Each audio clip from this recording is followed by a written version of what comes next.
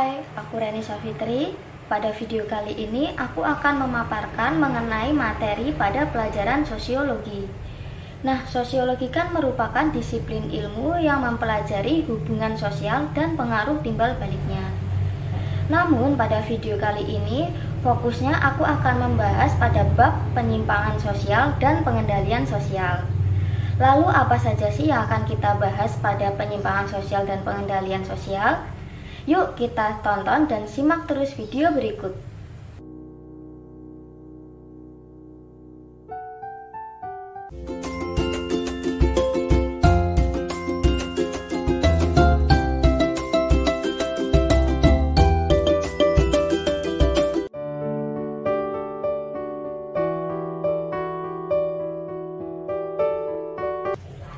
Nah, lalu apa sih penyimpangan sosial itu?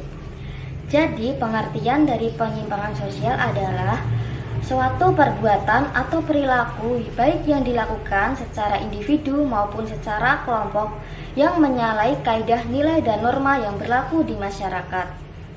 Lalu siapa pelaku dari penyimpangan sosial itu? Jadi, pelaku dari penyimpangan sosial itu bisa dari anak-anak, remaja, ataupun orang dewasa. Serta penyimpangan sosial itu bisa dilakukan secara sadar maupun secara tidak sadar. Nah, selanjutnya mari kita lihat perilaku-perilaku penyimpangan sosial. Yuk, simak terus video berikut ini.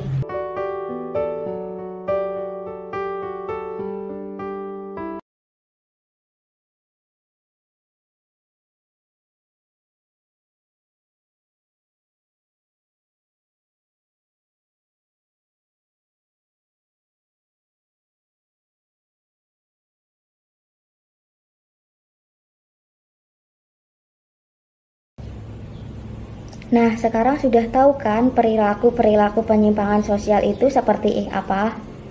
Namun, perilaku-perilaku penyimpangan sosial itu masih dibagi ke dalam beberapa kategori. Yang pertama yaitu berdasarkan sifatnya terbagi menjadi dua, yaitu penyimpangan sosial yang positif dan penyimpangan sosial yang negatif. Penyimpangan sosial yang positif merupakan bentuk penyimpangan yang terarah kepada nilai-nilai norma sosial yang didambakan serta membawa dampak yang negatif. Contohnya adalah seorang wanita karir. Dan yang kedua adalah penyimpangan sosial yang negatif. Penyimpangan sosial yang negatif merupakan perilaku penyimpangan yang dipandang rendah dan melanggar nilai-nilai norma serta menimbulkan kerugian bagi lingkungan maupun orang lain. Contohnya itu penggunaan narkoba, pemerkosaan, pencurian, dan lain-lain. Dan selanjutnya yaitu penyimpangan sosial berdasarkan jenis-jenis, yaitu terbagi menjadi dua, yaitu penyimpangan primer dan penyimpangan sekunder. Penyimpangan primer merupakan penyimpangan sosial yang perbuatannya itu masih bisa ditolerir oleh masyarakat atau perilakunya itu masih bersifat temporer atau sementara dan hanya dilakukan oleh sebagian kecil. Contohnya bagi pelajar itu seperti membolos sekolah, masuk terlambat, mencontek, dan contoh lainnya itu seperti ugal-ugalan di jalan. Dan yang kedua adalah penyimpangan sekunder.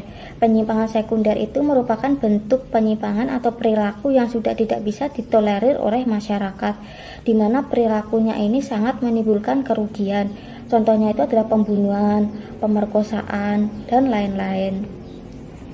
Dan yang terakhir itu adalah bentuk penyimpangan yang berdasarkan jumlah pelakunya, yaitu terbagi menjadi dua, penyimpangan individu dan penyimpangan kelompok.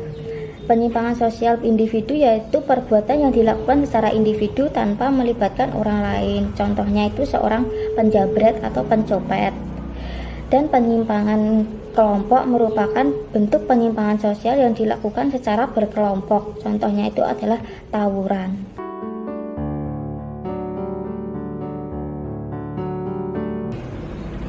Lalu apa faktor-faktor penyebab perilaku penyimpangan sosial? Terdapat beberapa faktor penyebab perilaku penyimpangan sosial. Di antaranya adalah sikap mental yang tidak sehat, keluarga yang tidak harmonis, sebagai bentuk pelampiasan kekecewaan, desakan ekonomi, pengaruh dari lingkungan yang negatif, contohnya perjudian, mabuk-mabukan, dan pengaruh dari media massa, gaya dan pola hidup, cara belajar yang salah, dan kegagalan sosialisasi.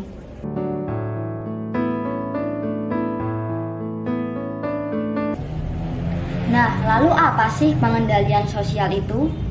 Pengendalian sosial adalah suatu bentuk upaya yang dilakukan untuk mencegah terjadinya penyimpangan sosial, serta mengajak dan mengarahkan masyarakat untuk berperilaku sesuai nilai dan norma yang berlaku di masyarakat. Serta diharapkan adanya dari pengendalian sosial itu dapat meluruskan anggota masyarakat yang melakukan penyimpangan sosial agar tidak mengulangi perbuatannya lagi.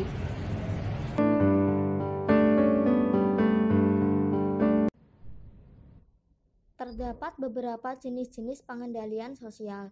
Yang pertama adalah pengendalian sosial preventif. Pengendalian sosial preventif adalah pengendalian sosial yang dilakukan sebelum terjadinya penyimpangan perilaku. Jadi, pengendalian preventif ini sebagai bentuk pencegahan penyimpangan sosial. Contohnya seperti nasihat, anjuran, dan lain-lain. Yang kedua adalah pengendalian sosial represif. Pengendalian sosial represif adalah pengendalian sosial yang dilakukan setelah terjadinya pelanggaran atau penyimpangan perilaku. Misalnya dapat berupa teguran, peringatan lisan dan tertulis, sanksi administrasi, dan denda. Yang ketiga adalah pengendalian sosial kuratif. Pengendalian sosial bersifat kuratif adalah pengendalian sosial yang dilakukan pada saat terjadi penyimpangan sosial.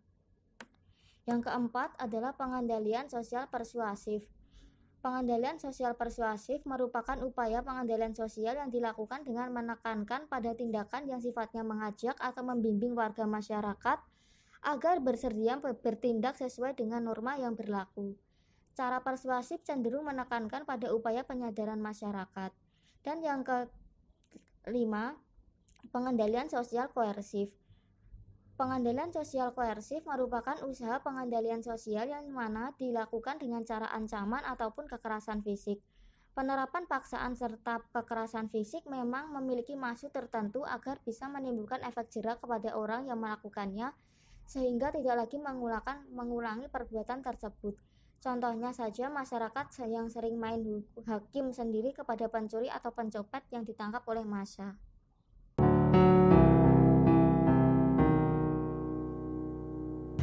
Nah, lalu apa sih fungsi dari pengendalian sosial itu? Ada 3 fungsi yang akan saya jelaskan. Yang pertama adalah tercapainya ketertiban sosial.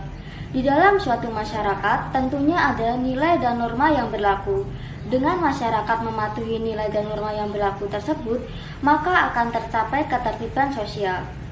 Salah satu contohnya adalah seorang pengendara motor yang tertib di jalan, yaitu tidak ugal-ugalan sehingga tidak membahayakan pengendara lainnya. Berhenti saat lampu merah.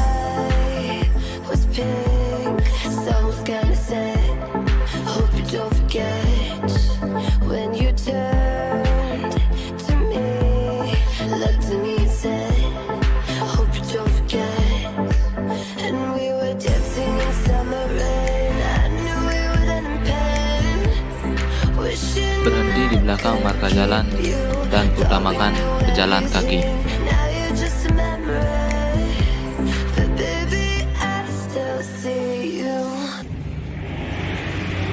Yang kedua, fungsi dari pengendalian sosial adalah untuk mengembangkan rasa malu dan rasa takut pada diri setiap individu. Dalam setiap orang tentunya mempunyai rasa malu dan rasa takut. Dan pada masyarakat biasanya mereka itu bersikap agresif untuk mencela para pelaku penyimpangan sosial. Hal tersebut bertujuan untuk memberikan sanksi kepada mereka yang melakukan penyimpangan sosial. Dengan adanya sanksi dari masyarakat tersebut, tentunya menumbuhkan rasa takut pada diri seseorang ketika mereka akan melakukan perbuatan penyimpangan sosial. Fungsi yang ketiga dari pengendalian sosial adalah untuk menciptakan dan menegakkan sistem hukum. Di setiap negara tentunya memiliki sistem hukum yang berisi tentang larangan, perintah, dan sanksi bagi para pelanggar. Hukum bertujuan untuk mengatur masyarakat serta menciptakan keamanan dan ketertiban sosial. Salah satu perwujudan dari pengendalian sosial yaitu dengan pemberian hukuman pidana bagi para pelaku penyimpangan sosial. Para pelaku ditangkap di kediaman mereka di kawasan Kemayoran, Cempaka Putih, dan Johar Baru. 8 pelaku pun dibawa ke Polsek Kemayoran Kamis siang. Bibi korban tewas tak kuasa menahan emosi saat melihat para pelaku. Salah satu pelaku ditetapkan sebagai tersangka utama yang melukai korban hingga tewas. Polisi pun menyita barang bukti 17 senjata tajam. Nah, itu tadi video mengenai materi terkait penyimpangan sosial dan pengendalian sosial.